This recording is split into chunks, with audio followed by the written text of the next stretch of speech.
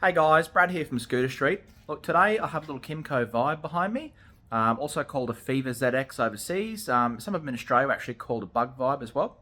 Now, the customer states with this one that he was riding along and the engine cut out and it rolled to a stop. So I'm not actually sure, positively what's wrong with it, but that sounds very characteristic of a piston seizure.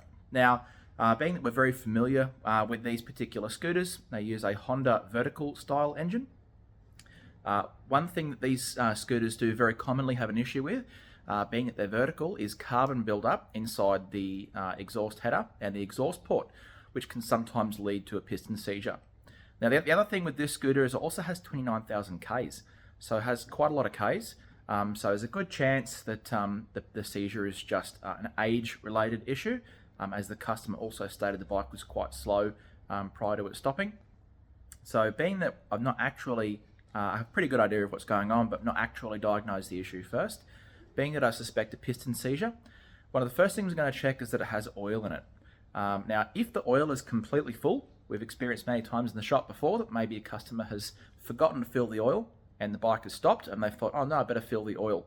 Obviously, it's too late. So 9 times out of 10, if it's had a seizure and the oil is completely full all the way up to the top, there's a very good chance that it was an oil-related seizure. But regardless, I'm going to check it. I'm also going to check down the oil lines from the oil pump if I can, depending on if they're clear or not, and check whether there's actually oil in those lines, because if it has run dry, those oil lines will most likely be dry from the pump to the engine.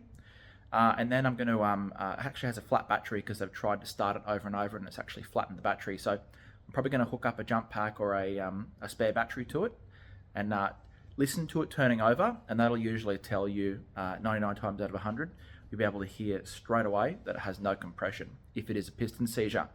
So we're going to go ahead and do that. If it is a piston seizure, which I'm 99% sure it will be, we're going to change the piston in this one. They're not too bad of a scooter to work on. Being vertical, there's some things that are a bit of a pain, like removing and reinstalling the exhaust can be a bit of a pain because it has a big long header that comes up the top. But with these, one of the things that is quite easy to work on is the cylinder because it's sitting just underneath the seat. So it's quite easy to access. You don't have to work around as much frame as you would typically with a horizontal engine. Obviously, talking about if you're unfamiliar, horizontal and vertical. A vertical engine, the piston goes up and down. A horizontal, it goes side to side. So I'm going to start stripping this one down. I'm probably going to hook up the battery pack to it first and check the oil. And we're going to have a listen and see if we can determine whether it's definitely a piston seizure before I start stripping the cylinder down. All right, let's have a look under the seat.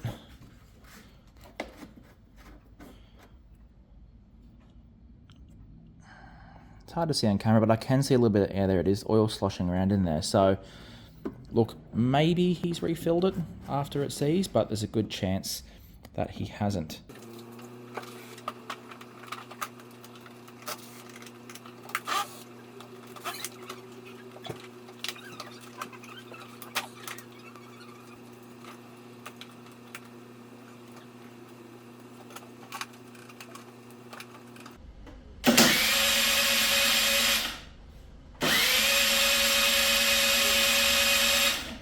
Okay, well that's very definitive. If you've never heard what a bike with no compression sounds like before, that's it there.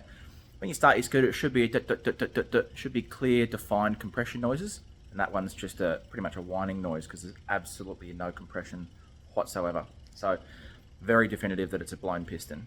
So I'm going to start tearing it down. As I mentioned, you can access these from under the seat. So I'm going to start pulling out the seat bucket, and we'll go from there.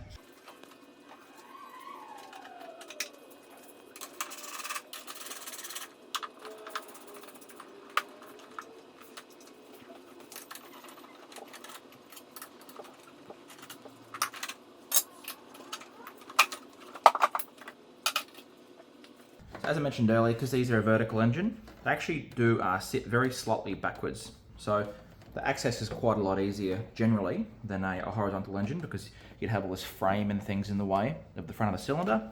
Whereas this one here can pretty much come straight out, virtually unobstructed. So obviously have our exhaust header here. Exhaust is going to come off first. I'm going to pull these shrouds off and we're going to look at getting that cylinder off. Now, one thing I'm going to do before I pull the cylinder off, obviously, as I said, that sound was very definitive as a seized piston because you can hear that it has absolutely no compression. But I'm just going to have a quick look with a mirror inside the cylinder after I pull the exhaust off. And you can usually see with the Seizure that there'll be some really bad scoring and scratch marks on the piston. I'm expecting to see that very much because it wasn't just low on compression, it had absolutely none whatsoever. So just as a safety and just a good thing to demonstrate, I'm going to show you how to do that just by looking in through the exhaust port and inspecting for damage scoring and marks on the sides of the piston, because that obviously shouldn't be there if the piston is doing its job properly. All right.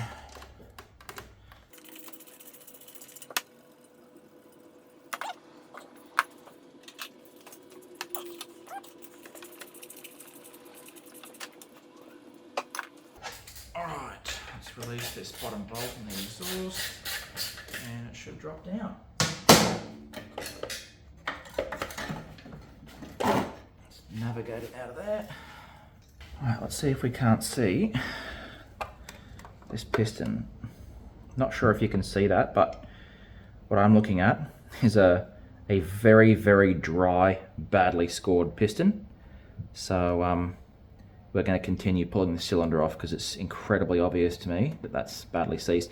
If you can't see in the shot, it's a hard thing to get a shot of. You're going to see it in a minute when I get that piston out. It's definitely couldn't miss those score marks. Okay, so I've released the bolts with a shroud.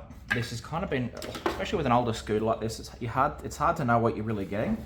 I can tell you this scooter's been mucked around with a bit before because a lot of the bolts have been cross-threaded.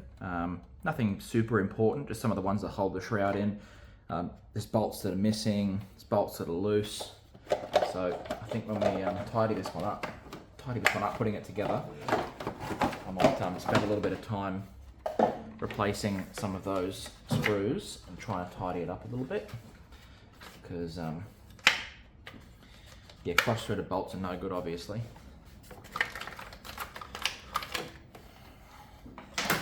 Okay, there's our cylinder. One of the great things of these, I actually think is quite clever, is that instead of using studs, most of the Honda engines use bolts. So it'll be a bolt that goes all the way through the cylinder rather than a stud. Now, the reason I think this is quite good is when you have limited access here, as we do here, unfortunately, even though it's a vertical engine, because you can remove these bolts, it means you don't actually need as much space to slide the cylinder up. You only need to really slide the cylinder up, maybe 15-20 mil. And because they're bolts, it'll just come away from the crank casing quite easily. So I don't need as much space here. So I'm going to whip this spark plug out, gives more space at the top, and I'm going to look at taking these cylinder bolts out, and we'll get this cylinder out and have a look at the piston.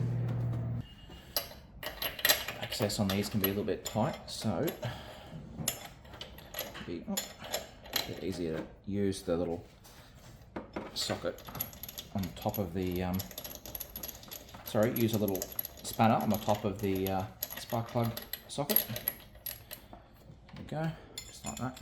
Makes it a bit easier with these in particular. Alright, gonna get our cylinder bolts out.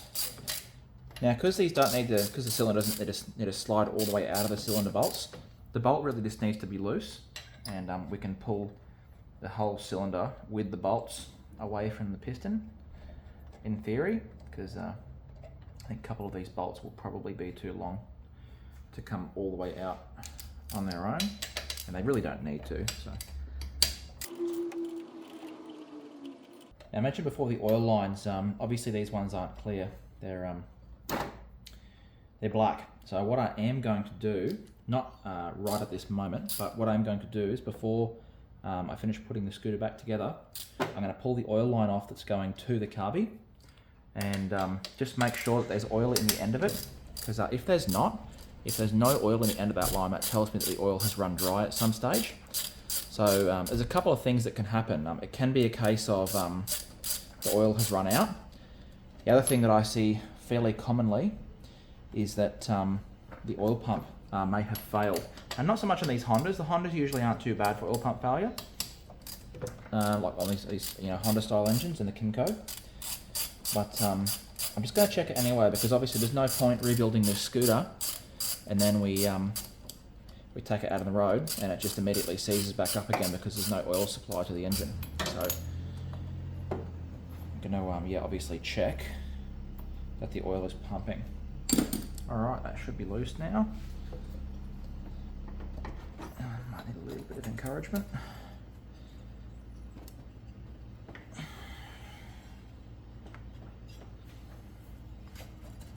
Let's see if this will come out on its own. There we go. It's obviously been in there for a while, so it's just a little bit stuck. Whoa!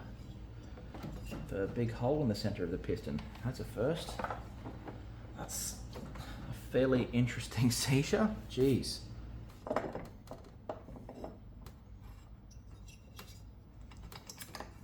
Okay.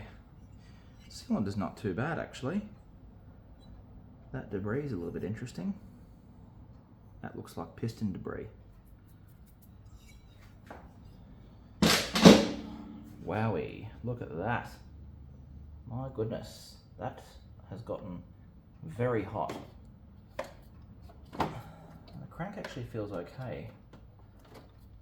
I wonder what has caused this. I need to do some further inspection on that because that's pretty interesting. Now, obviously I have a major seizure here on both sides. The pistons aren't too jammed, but that's obviously going to be causing a lack of compression there. I've got a big old hole in our piston. I've only seen this a few times before and never on a Kimco. So it's interesting. This is the one that we're filming because yeah, that's a super odd case. I don't think I've ever seen a Honda engine blow a hole in the center of the piston. So all these fragments here, you can see there, it looks kind of like metal sand. And that's literally, the piston has just worn a hole in the center of it, which is pretty interesting. Let's have a look at the spark plug. Spark plug's brand new, so I wonder if it's perhaps not the correct spark plug. It's too hot or something, I'm not sure. I'm going to do a little bit more investigation, but I'm a little bit perplexed by that. Honestly, I'm quite surprised. I've never seen a Honda engine blow a hole in the center of the piston. I've seen it happen to a Piaggio engine that I'd built. I ran it too lean, had it, you know, racing around with a friend on full throttle for about 45 seconds. And yeah, melted a hole in the center of the piston. I've seen it happen with a couple of Euro 4 Piaggio Typhoons that we built, just because that was when we were first learning about the how the Euro 4 system works, that it leans the carby out. I've got a couple of really good videos on that if you're not familiar. But essentially the bike leaned out and it caused the crown of the piston to get too hot. Instead of just seizing, it blew a hole, which is really interesting. Outside of that, I've never really seen this, so it's yeah, that's a super interesting one. I'm a little bit perplexed by this failure. I'm just going to take this circlip out and we're going to have a better look at the piston. It's a pretty spectacular failure, to be honest. But get the piston out and we'll have a look. It is very dry in around the pistons. Gudgeon's doesn't really want to let go, it's a bit dry. So there we go. This is pretty stereotypical of a bike that's run out of oil. Let's have a look inside. Still a bit of oil on the crank. A bit of oil on the little end bearing, that's still pretty good. Alright, let's get this piston up on the bench and we'll have a better look at it. Okay, have a better look.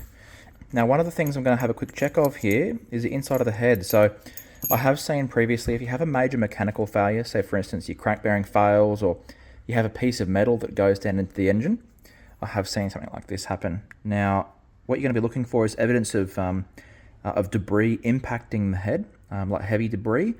Now this just looks like it's sort of like it's been sandblasted a little bit, but there's no deep dents or impacts in the surface of the head, so that tells me that probably some debris hasn't gone in that's caused the failure. The other thing is, generally if you see that sort of failure, you're generally going to see a large impact on the piston. Now this, to me, you can actually see the whole crown of the piston has melted down, and I would basically guarantee, see how the spark plug goes in on a slight angle. So yeah, if we have sitting the engine back in, you can actually see, because the spark plug comes out on an angle, it pretty much sits directly over where that hole is. So that tells me that the combustion has just gotten extremely hot and has far exceeded the capabilities of the piston to withstand. So because that's exactly where the damage is, and you can see, as I said, the crown of the piston has melted down, this is definitely a heat-related failure. Now, whether that has been caused by a lack of oil or it's been caused by another circumstance, remains to be diagnosed at the moment. I really highly suspect that it's run out of oil because this piston's quite dry, not really any presence of oil around. Now the cylinder, you see all this here, similar to what was inside the crank casing, looks like sand. That's all just piston that's melted away. So essentially what's happened is the piston's gotten so hot that it started to pretty much crumble apart, which is generally what happens to aluminium pistons. When they get far too hot, they just sort of start to disintegrate, and that's what's happened. So you see this pretty much all this piston sand all around the place, and it's a pretty interesting thing when it happens. Now I'd say what's happened is the reason it's sitting in the intake ports, because it's blown a hole in the center of the piston. Now piston material can get down the center of the port, and the other thing that happens is because the bike's lost compression, what actually the force that sucks fresh air in and then pushes it out of the exhaust port is the compression caused by the piston. On the downstroke, it sucks new air and fuel in, and on the upstroke, it pushes that exhaust out until it goes past the exhaust port, and then it compresses everything. Now, because it's lost its ability to do that, essentially, bits of debris are going where they shouldn't go, so you have debris that's going back through the intake ports instead of going out through the exhaust ports because there's no compression. So I would take an educated guess that's what's happened here. You've got piston debris that's made its way back through the exhaust port. And this is consistent when we look at the actual bike. You can see, hopefully you can see, there's debris around where the intake ports meet where the crank casing is. But I've had a pretty good look under there with a torch. There's a couple little bits of debris on top of the actual crankshaft lobes. But down inside the crank, there's no debris. Now, this is a good sign, because it means that the failure most likely didn't come from the crank. If you were to see bits of debris down the bottom of the crank casing, that would tell you something more sinister, like a crank bearing failure. Sometimes the cage on the crank bearing that actually holds the balls in, they can fail, and a piece of that debris will work its way up to the piston and cause a huge failure. Now, if that was the case, you would see probably other bits of debris down inside the crank casing, which I'm not seeing. So that's good. It tells me it's probably just a localized failure of the piston due to heat. So I'm going to go ahead and check those oil lines, and then we're probably going to look at cleaning this cylinder up with the hone. It's not too bad inside there, really. These cast iron cylinders are generally very tough. The only thing that'll really kill them is if you have a large piece of debris that goes in there and puts a big, deep score up the cylinder wall. That's not the case here, so I think it's going to tidy up quite well. Then we'll put a new piston and new gaskets in there. And once we suss out this oil line, we'll get this scooter back together and running. Okay, as discussed, I've pulled the oil line off the 𝐂𝐤, and there's definitely a presence of oil there. Now, that doesn't mean that definitely didn't run dry. As I mentioned, they did try to start the scooter over and over and over and over. So there's a good chance that that's primed the line. But that tells me that definitely there's going to be oil being supplied to the engine once I do a rebuild. So look, there's also a possibility, I've seen this before, the bike's been run on E10 fuel. This is ethanol 10% fuel, or perhaps even flex fuel, which in Australia contains up to 80-something% ethanol. That's really the only cause that I could see causing a major failure like this. It's difficult to know. I'm going to drain the fuel tank just to be safe, just to make sure there's definitely not any ethanol fuel in there. Because I've seen seizures and other similar failures to this caused by ethanol fuel before. Usually it'll melt the end of the spark plug off, but perhaps on this one that hasn't been the case. And I'm going to pre-mix a little bit of fuel in the in the fuel tank. It's sometimes difficult with these to diagnose the exact reason for the failure. With a bit of experience like we have, I can generally nut it down to a couple of causes. Scooter engine's a pretty basic thing, so for something like that to happen, it's usually only going to be one of a couple of causes, and I'll guess that it's either the incorrect fuel, or that it's run out of oil. So I'm going to just out of an abundance of caution, assume that either or both of those are the case, just to eliminate any potential future failures, because the last thing I want to do is rebuild this and it blow up again in a week. So drain the fuel, make sure there's definitely no ethanol fuel in there, and then I'm going to go ahead and pre-mix the oil. Another thing I will do, just to be absolutely certain, is once I get the bike running again, I'm going to pull that oil line off again, and while it's idling, you can check for oil pump pulsing. So what you'll see is that little bubble of oil at the end of the oil line. You should see it pulsing out, and this just makes sure that the oil pump is definitely pumping, just as an extra safety, which while it's idling, and because we were going to pre-mix some of the fuel, it's well and truly safe to do that without running the engine lean again. So I'm going to clean up this cylinder, and we're going to look at getting our new piston kit in this scooter. Okay, I've got our cylinder here in the parts washer. Now, if you don't have a parts washer, you don't need one, but it's just convenient for us because we've got this here. Keep all the muck and the mess inside here. So I've got our honing stones here. We actually sell these on our website. Now, I've seen people clean the inside of their cylinder before with sandpaper. It's really not the best, because what you need is a perfectly flat surface to keep the integrity of the shape of the inside of that cylinder the same. And also, I'm going to show you in a second, when we're using this, what we want in the end result is a cross-hatched pattern. So this is where the little scratch marks inside the cylinder are crossed against each other. It's called cross-hatching. And the way that we do this is, as we're using the tool, we're going up and down, fairly rapidly. And that's going to cause, instead of just being perfect round circles, it's a spiral shape up and down the cylinder. And as the spiral goes up and down, it crosses over other spirals. So this just prevents too much friction. You don't want the inside of the cylinder to be shiny. It's going to have too much friction. It's going to cause an excess heat buildup. So you want that surface to be smooth but cross-hatched. You don't want up and down lines, which is what we've got right now from the Piston Seizure. So I'm going to go ahead and what we want is going to dip in a little bit of parts water fluid. You can do this with many different things. You can do it with two-stroke oil if you've got some of that at home. Going to sit our honing stones in there. Now, you don't want to go too far into the cylinder because they'll slip out. But I'm just going to sit here for probably about 2 minutes. I'm going to hone this cylinder to make it nice and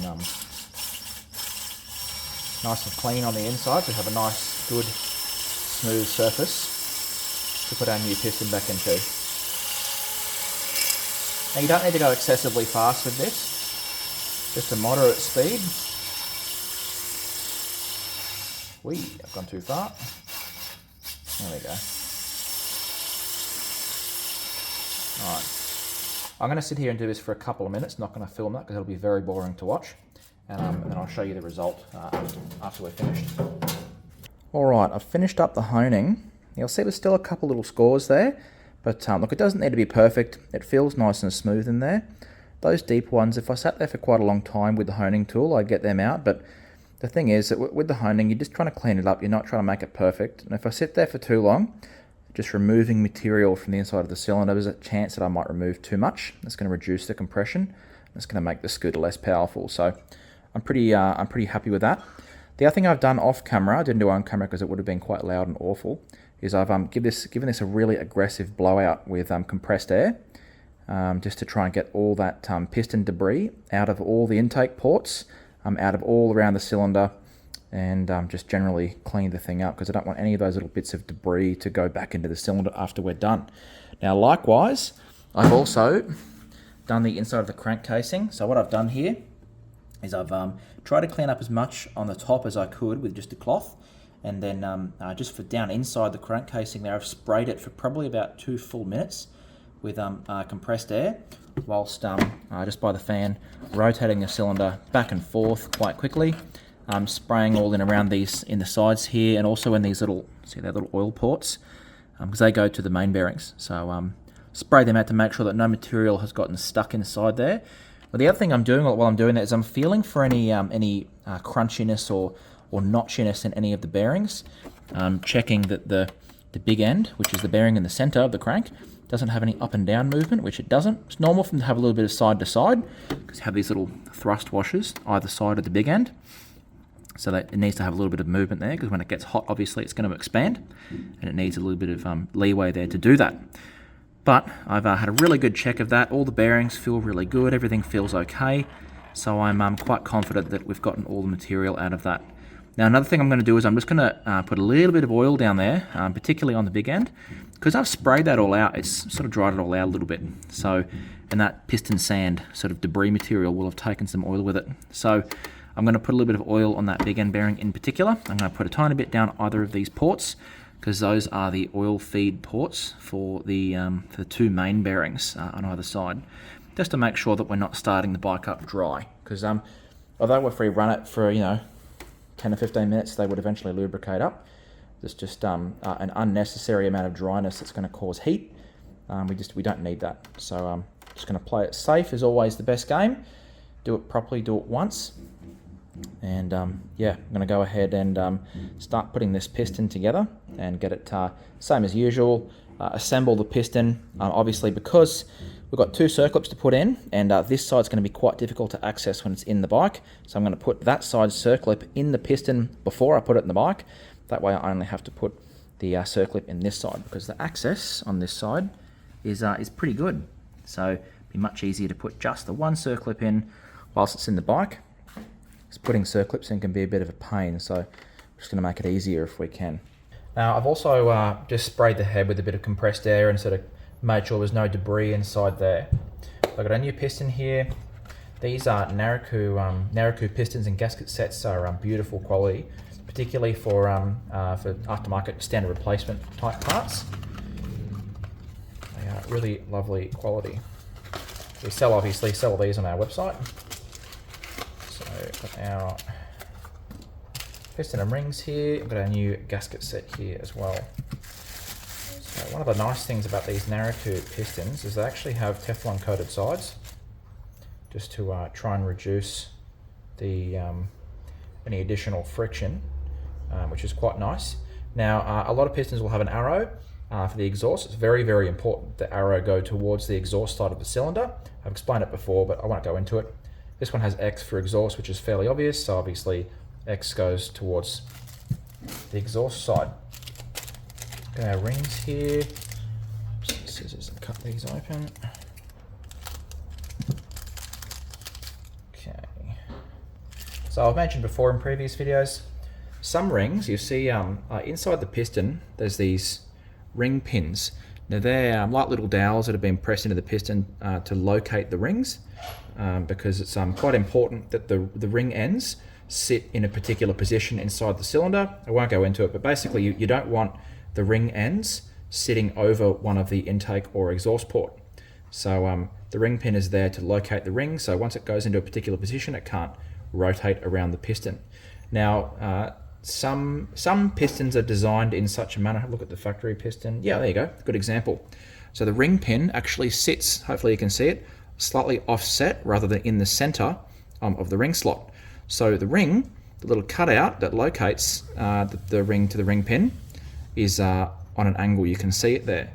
Now these 𝐂𝐤 rings are not that way. You'll see there that it has a cutout, actually sits in the center. You see the shape of the end of the ring is square there, where it has a cutout on the factory ring. So you'll see on our piston, the ring pin is in the center of the ring. So with the reason I mention this, depending on what piston kit you get, these rings are directional. It cannot go on upside down or it will not work. Whereas these 𝐂𝐤 rings, they can go on either way, it doesn't matter. So I'm going to gently go ahead and slide those on. These can be a bit of a pain, you just got to be gentle. Sometimes I'll use the other ring if it'll go in there. No, it won't. I'm going to get a screwdriver or a pick tool. There we go. Just got to be gentle with these. You don't want to damage it or score any of the parts. Just going to get the end in and the rest of the ring will follow. Usually obviously get the bottom ring on first because I don't want to have to jump over the top ring when we're putting the bottom one on. A little bit jammed up here. What's going on? We're on top of the ring pin, that's why, I think. I'm just going to pop this one back out.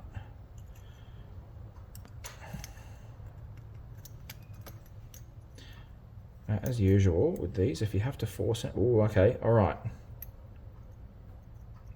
Okay, so this is another really good one to show. I've not even noticed this, so it'd be an excellent one to show you guys. Now, some pistons, and this is one of them, one ring is bigger than the other. So I'm just going to pop this all the way out. There we go. Okay, I've not even noticed this till just now. So this one here, this particular piston kit, has a bottom ring and a top ring. Now maybe you can see it. One ring is just maybe a quarter of a millimeter thicker than the other. And so the ring slots, where you can check this, see how this fat ring will go nicely into the bottom slot, but it will not fit in the top slot. So the big ring needs to go in the bottom. That one actually even tricked me. Not sure why they do some of these things, but maybe it's just to make it tricky. There we go. So that one obviously sits in there nicely. When I try to put it in the top, it wouldn't fit. I'm going to put our top ring. These have little markings on them sometimes, so I'm just going to go ahead and put the marking going up. I don't know if that makes a difference, but it just makes me feel good. All right. Okay, so you can see both of our ring pins there. The rings are sliding in there quite nicely. Very happy with that. All right, got our circlips here. Now these are my favorite kind of circlips because they're not a C-clip, they're an E-clip. The reason they're called an E-clip is because they're a shape of an E, obviously. That just means that it's much easier to put them in because you can get your pliers on the inside of that little E and you can flex them in a bit nicer. The Molossi ones aren't like this. If you put a 70 kit in your scooter, it's really annoying. Don't know why Molossi are set on doing C-clips rather than E's. I'm sure they have a reason, but these E-clips are certainly much nicer to put in. Now, with these Honda engines, you may be interested to know between the vertical and the horizontal, they actually use the same piston. The dimensions of the bore are exactly the same. The primary difference between them is on the horizontal engine compared to the vertical. The stud spacing on the horizontal engine is a little bit wider, and from memory, I might be wrong, I think the studs are actually slightly larger in diameter as well. Obviously these are bolts, and the vertical engine, horizontal engine, sorry, they also use bolts in most of the manufacturers. But yeah, the stud spacing is a bit wider. Now, this means the piston kit for the horizontal and vertical is the same. It's the same piston kit, but the gasket kit is different. The gasket kit for the horizontal, being that it has wider studs, is a slightly larger gasket kit. So I'm just going to go ahead and double check. Yep, definitely got the right gasket kit. This one here has slots for some reason. I don't know what brand that is. Being that the bike has 29,000 Ks, there's a very good chance that it's already had a piston kit at some stage. Now you may see here our paper factory gasket is still stuck there. Now it's one of the good things about the Piaggio engine is the Piaggio engine uses an aluminium based gasket, so it doesn't generally tend to get stuck like these paper ones do. Unfortunately, this one obviously is a paper gasket, so I'm going to have to get a scraper and try and remove that one. Probably not going to do that on camera because it'd be boring to watch. But I'm going to try and get as much of it up as I can first. It might just release. Oh, look at that. Might be lucky. One little stubborn bit. Oh, generally doesn't happen. Generally they get really badly stuck. That one just come off nicely. Okay, I'm going to give that a wipe down. Let's get any residual bits of paper off. But I'm really happy that came off quite nicely. All right. So because if this, say for instance, was a Piaggio engine or another engine that uses actual studs coming out from the crankcase, we'd put the base gasket on the studs in the engine first. Now because this is not that, because this has bolts that go through, we're going to have to put the base gasket on first. Now it can be a little bit tricky. You just need to be a little bit more careful to make sure that the bolts go through properly and don't pinch up or get bound on the base gasket. But that'd probably be the last thing we put on just at the end, right before we put the cylinder on. I just wanted to check that it was definitely the correct one. So one thing I like to do is just use a wrapper, or I can even use like an old bottle cap or something. Put a bit of 2-stroke oil in there, just makes it easier when you're assembling these, just so you don't make a great big mess. So we're just going to put a bit of 2-stroke oil on the inside of the cylinder. Not an excessive amount, we just don't want it to go in dry, that's all. A little bit around there. I'm going to put a little bit around the base as well. That'll help the base gasket stick when we're trying to put it in the bike. Okay, I'm going to go ahead and do exactly the same thing with the piston. Put oil around. around. Now the crucial thing is getting oil around the inside of the ring slots. You'll see, you can actually hear the difference almost immediately that the ring slots aren't dry anymore. Now I said you don't want an excessive amount of oil, you just want just enough that it's not dry. If you put, just a ridiculous amount, it'll foul up the plug almost immediately. Another thing we're going to do, we're going to put a bit of oil inside the gudgeon slot. We're going to actually grab our gudgeon pin and we're going to slide that through first, because when the gudgeon pin's dry, it can be quite difficult to slide it through the piston, because they're manufactured with quite a small amount of tolerance. And so again, it's just about making it easy when we're in the inconvenient and tight space inside the scooter. And this packet does not want to give up. Packaged it a little bit too well, they have. There we go. Okay. Yeah, it's all about just making it easy when we're in that little confined space inside the scooter. There we go. And that one's, look, I would expect no less from a 𝐂𝐤 part. It sits in there really beautiful and nicely. You do sometimes get cheap piston kits that can be a bit difficult to slide in, but very typical of 𝐂𝐤 parts. They're beautifully manufactured, so that's got exactly the amount of tolerance that we would want. Just the last thing is we're going to get our small end bearing. We're going to put a bit of oil on that.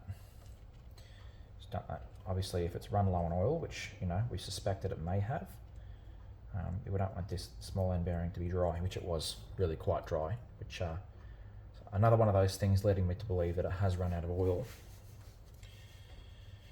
Okay, I think we're just about ready to put our gudgeon, our circular pin, sorry. So obviously, when it's in the bike, it's sitting like this. Exhaust is coming out here. This is our variator side. So I'm going to work out. Yep, that's our exhaust. X for exhaust is there, which means this is our variator side. So that is the circlip that we're going to put in. I'm going to try and make this as clear as I can. Okay, so the thing with these circlips is you don't want to stretch the circlip and damage it. So it's just about gently, not putting too much force. Now I've heard a really nice definitive click there. Hopefully that come through in the video. And that's exactly what you want to hear. But just as a safety, because I have had circlips, sometimes they'll half click in, but there'll be a part of it that's not quite sitting inside that little slot inside there. So I'm going to just really carefully inspect that it's all the way inside the slot. Let's give it a little prod with a tool. Yep, everything's definitely sitting perfectly in there. So I'm very happy with that. So the next step is we're going to slide our piston into the cylinder. So we're going to find our ring pins there and there. Now going to, without moving them too much, try and squeeze the rings and slide it into the skirt. Now obviously, as I mentioned before, the X marking or the arrow, depending on what sort of piston kit you've got, needs to go towards the exhaust. We can see we've got that just there. So we're going to slide that up. And because we've honed it, I'm just going to slide it all the way through, double check that it has a good amount of tolerance. Yep, that feels quite good. I usually feel relatively tight, but you should be able to move it fairly easily. You shouldn't be hearing big scratching noises, which, if you can hear that, that actually sounds quite good. So, all right, so what we're going to do, so we can get the, once it's in the bike, we can get the circlip in. We're going to sit it. What we don't want the rings to come out past the shorter side of the skirt here. So about here, so have as much access as possible without it slipping past the skirt, because we want those rings to stay in. So we're just about done there. Pretty happy with that. So now I'm going to sit the base gasket on. It's our old one. It doesn't matter which way you put these, it really doesn't. Push it on there nice, and hopefully the two-stroke oil holds it in place, which it's sitting quite nicely. It's all about trying to make it easier on yourself when you're inside the engine, because it's a bit more painful once we're in there. Another great thing with these with these narrow 𝐂𝐤 sets is they come with a new exhaust gasket as well. The one that was on the bike is actually the incorrect gasket. It had like one of the lemon-shaped exhaust gaskets that has the 2 holes for the studs. That's not the right gasket. This one actually sits over a little ring in the exhaust. Dropped it. Sits over a ring in the exhaust to position it, and that's going to be definitely the correct gasket compared to the one that was in there. Not super crucial, but you know, it comes with the gasket, so you don't need to worry about it. All right, let's get this in the bike. All right, back to our engine. Now, I didn't do this when I pulled it apart, which isn't setting a very good example, but if you've watched some of our other piston rebuild videos, you'd know that I usually recommend stuffing a rag into the crank casing if you have enough space. I'm going to find out in a sec if I do. But I'm stuffing a rag in there because it just means that if you do happen to sort of have a misfire with the circlip, you're going to put it in and the circlip flies off, which they do have a habit of really springing away quite aggressively.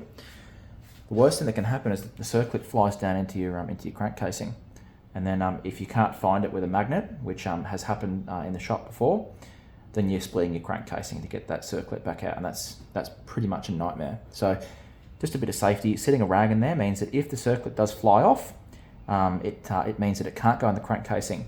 Now, one thing that can happen, and I speak from experience, is say you don't have a rag in there and the circlip flies off and you don't hear it and you can't find it, then you now have no idea whether the circlip's inside the crank casing. That's really scary, because you just have to go ahead with the rebuild if you can't find it, and you're going to be sitting there questioning, oh no, is my engine about to detonate because there's a circlip stuck in there somewhere. So, you know, there's no need to have that much stress in your life. So just go ahead and chuck a rag in there because it just makes it so much easier. Now, I'm going to grab our cylinder. Now, one downfall of this design, where it's not sitting on studs, is when you go ahead and do this on an engine with studs, you'd be able to sit the cylinder on the studs and it would sit there quite nicely. Now, unfortunately, with a vertical engine, some things are easy, some things are not, and this is one of the things that's not. It's a bit more complex to sit the piston in the correct position. Once I get the gudgeon pin in, it should just stay. Just be a bit of a pain to line up. Now, keep trying. Just be patient. If you're getting upset and angry, it's a good time to step away from the scooter. Now, almost. There we go. All right, she's in. Push it all the way through. Unfortunately, there's not really a great angle that I can get this. I can get the camera on to show you putting the circlip in. I would have if there was, but unfortunately, I'm just going to have to do it off camera, annoyingly. Now this is our sort of workshop pliers. We usually use these ones for circlips, but you see, we've put a little groove in the end of the pliers, which means that when you grab the circlip, it's actually great because it stops it from wanting to fly out.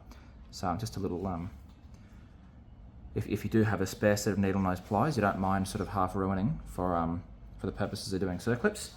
It's a really great way of doing it. So hopefully this just sits in nicely. I don't have to muck around with it too much. Essentially, it's exactly the same as when we put the circlip in when the piston was out of the bike. Now, gudgeon pin keeps creeping forward. There we go.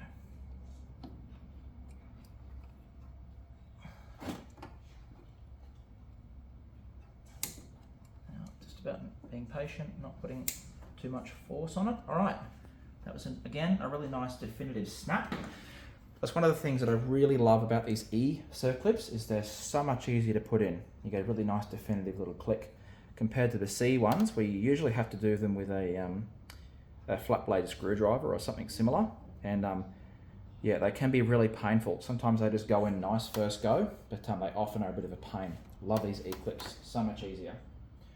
All right, I'm just going to use a flat blade screwdriver and do exactly the same thing I did earlier. I'm going to double check that the circlip is definitely sitting correctly in place. I'm just going to rotate it a little bit because it's not sitting in the position that I want it to be.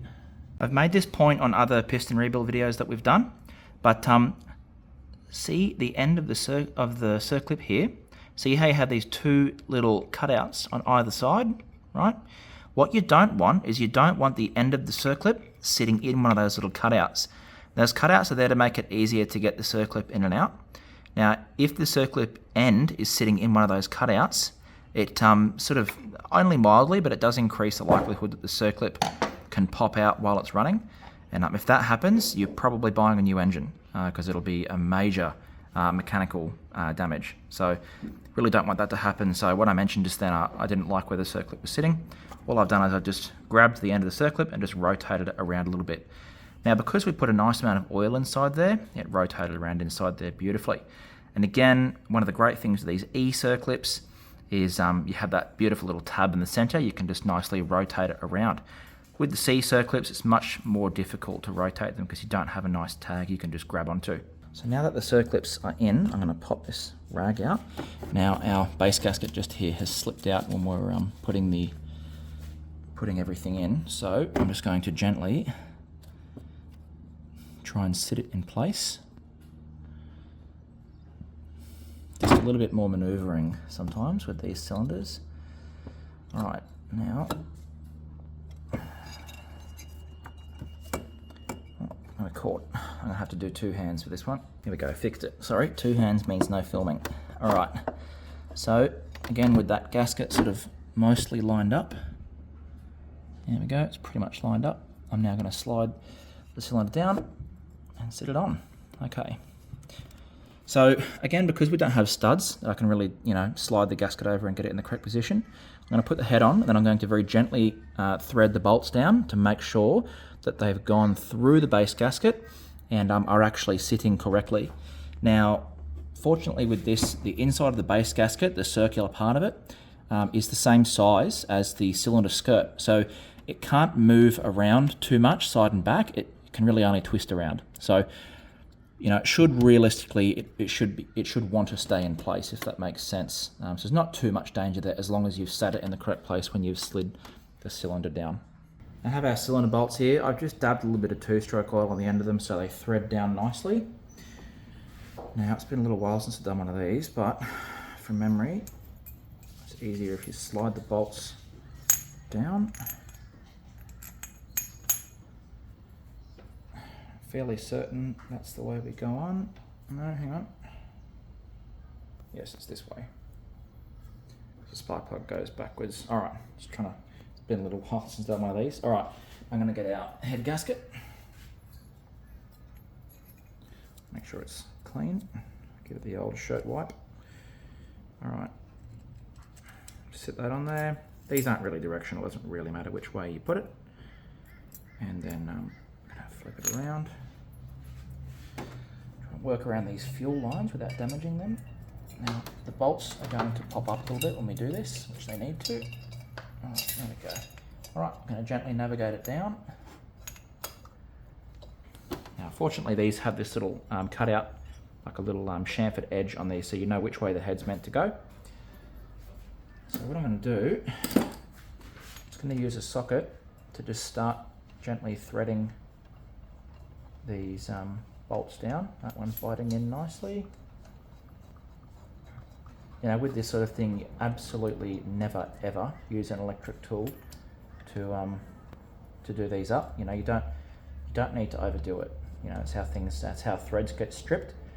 Because our engine crank casing is made out of aluminium, and these bolts are steel. If you over tighten these bolts, in that fight, the bolts are going to win every single time. They're going to rip the thread out of the crank casing. If you do that, you're in big trouble because bolts are easy to replace. Fixing a thread inside the crank casing is a much more difficult thing to do. It can be done, but it's much more difficult, and there's no reason to make your life harder than it needs to be. So, I'm going to gently start to tighten these. Now, same as when you're doing the wheel nuts on your car, we're going to use a cross pattern, because we want the whole cylinder and head to tighten down evenly.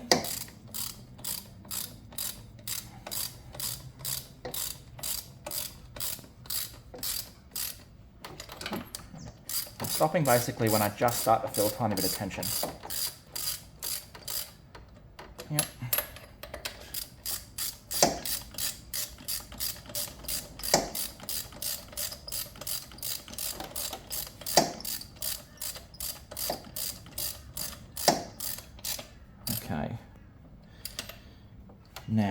what I usually do with these is I use my quarter drive ratchet instead of the 3/8. Now the reason for that, because the 3/8 is a bit longer, it gives you a lot more leverage. And for this, I don't want tons of leverage because I really don't want to strip the threads inside the cylinder. So I'm going to use our quarter drive because it's much easier to be more controlled and it's much harder to over tighten the bolts and strip the thread. Okay.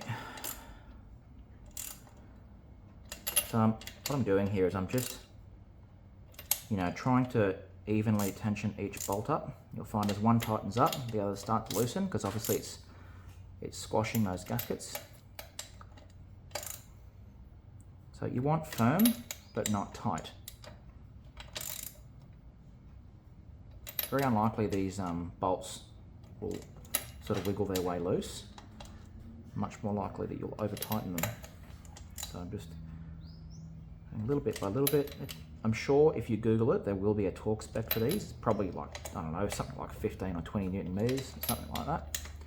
Because I've been doing it for long enough, I have a pretty good feel for it. But if you do have a, we do actually sell a quarter drive torque. I'm losing the terminology, like a torque ratchet. The name will come to me later. But so that you can torque these up to spec, if that's what you want to do. If you've worked on engines plenty and you have a pretty good feel and you're pretty confident you're not going to over tighten it, then that's just not necessary.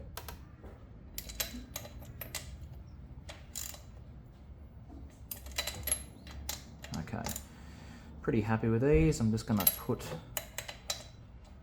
a ratchet over them one more time just to be absolutely sure. Yep, just want them all nice and even and nice and firm. Yeah, that's good. And that one's good. Okay, happy with that. This spark plug, although it's brand new, this Autolite brand, the customers put that in there.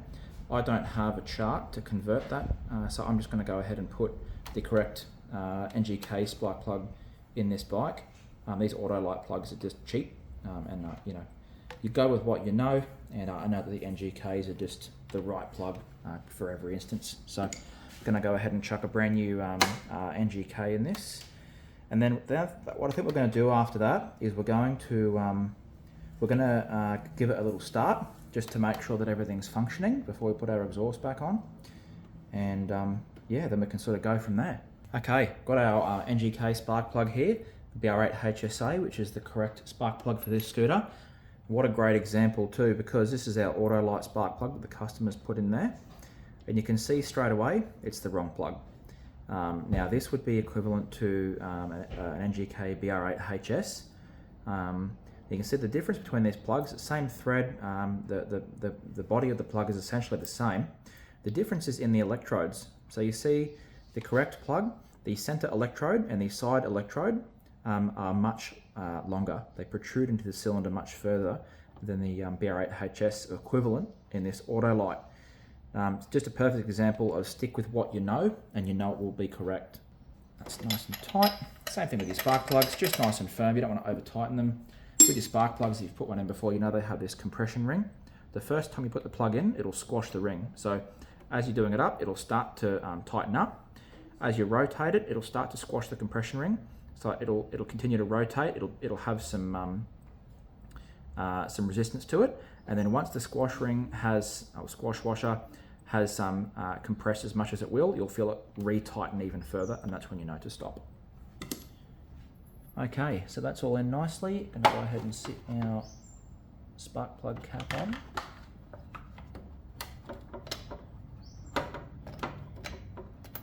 There we go. Okay, we're just about ready for our first start. What I'm going to do before we start it though, is I am going to drain this fuel because I have no idea what fuel's in it. And if it's ethanol fuel and that's what's caused the issue, we're just going to blow a brand new piston, which I don't really want to do. So we're going to go ahead and do that first, and then we'll probably get ready for our first start. All right, just draining our fuel. Now, another little telltale sign here, our sort of detective case of why this bike seized. and this is going to go in favour of the theory of it being E10 fuel, is that tank is nearly full, and it does have a slightly unusual smell about the fuel. So generally speaking, if a customer says that their bike stopped while they were riding, one of the first questions we'll ask them is, when did you last fill up with fuel? Because we've experienced this many times of people unknowingly putting E10 fuel on their bike and having problems. As I mentioned, generally what will happen is it'll melt the electrode off the top of the plug. But the reason we have one of the first questions we ask is, when did you last fill up? Is because if they answer, I filled up with fuel and then it stopped 1 kilometre up the road, straight away, well, there's almost definite that it was the fuel that you put in that was wrong. So because this tank's almost full, that's definitely lending itself to the theory that it was a fuel-related problem. And to be honest, it's a really easy thing to do. Not all service stations, they don't have a standardised colour on the fuel bowser for which one is E10. Different fuel companies use a different colour thing, so it's an easy mistake to make. So again, this is one of those cases of just trying to eliminate any and all potential causes for problems. Being that we don't have that, eureka light bulb moment of, oh, that's what caused the problem. So we're just going to eliminate fuel as being a potential cause. And the fact that it's pretty much a full tank, that definitely lends itself to that theory. All right, catch back up. So I've fully drained the fuel. I've put new fuel in there, and I've also put a little bit of two-stroke oil on the fuel too, just a bit of premix, just a bit of a safety net, as we discussed earlier. Our battery is still on charge, but it's not there yet. So I've just hooked up the jumper pack. Going to give it our first start. It's going to be really damn loud because the exhaust isn't on there, but just want to make sure that it's running. So I think we've got everything all good to go. I haven't connected up my oil line yet, but it shouldn't matter because we're only going to be running it for a second. And I want to prime through that line too, just to make sure that it's full of oil, so it doesn't have to push out a bunch of air before the oil actually gets into the engine. So let's have a go, hey?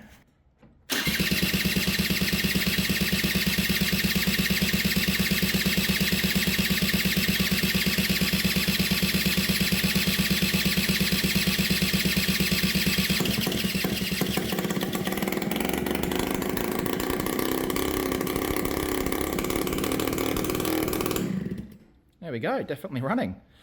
I would just mention it is pretty normal for it to take, maybe 20 or 30 seconds to turn over when you've done an engine rebuild, because, especially with the compressed air, I've blown every little skerrick of fuel and everything out of there. And because we've drained the tank too, it's going to take a little bit of time for all the fuel to go through the lines and refill the carby.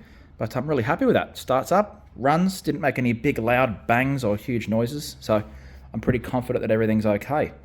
So next step, I'm going to go ahead and put the exhaust back on. I'm going to assemble the rest of the scooter except for the seat. Then I'm going to quickly prime up that line. So I'm just going to basically get a syringe filled with oil. I'm going to pull that line off completely.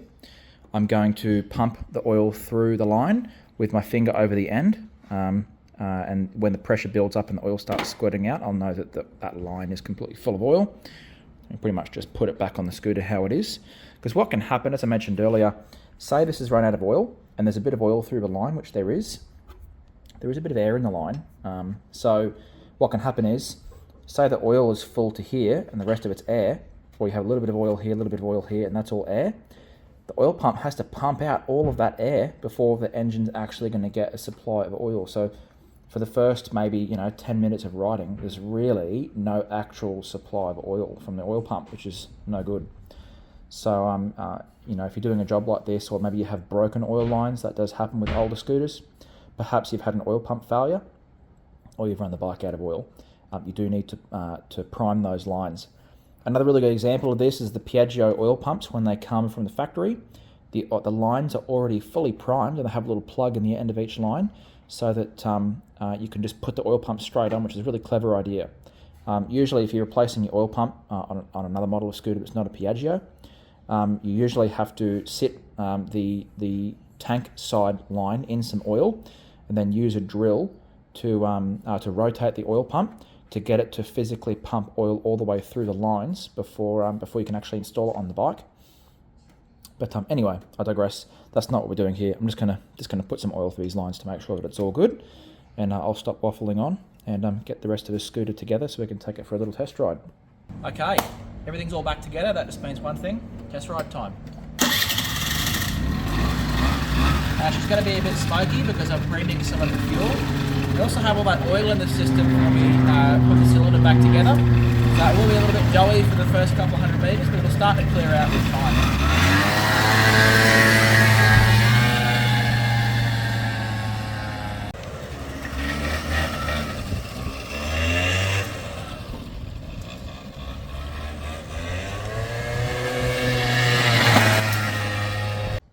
Thanks for watching, guys. Look, hopefully there was some useful info in there for you, particularly if maybe you've had a piston seizure in your bike or a suspected seizure. Hopefully there's some useful info in there as to how you go about diagnosing the issue so it doesn't happen again, and also fixing it, particularly if you have a vertical engine. Look, these Honda vertical engines in particular, they are great engines. We've mentioned before in previous videos about the best engine to tune. They're not the best engine for performance, but they just go forever. Really reliable and have a lot of longevity there. Look, if you have any questions at all, guys, please let us know. We endeavour to answer every single question in the comments. And if you like this video, please give it a thumbs up. And if you want to see more content like this, please follow our channel. We really appreciate your support.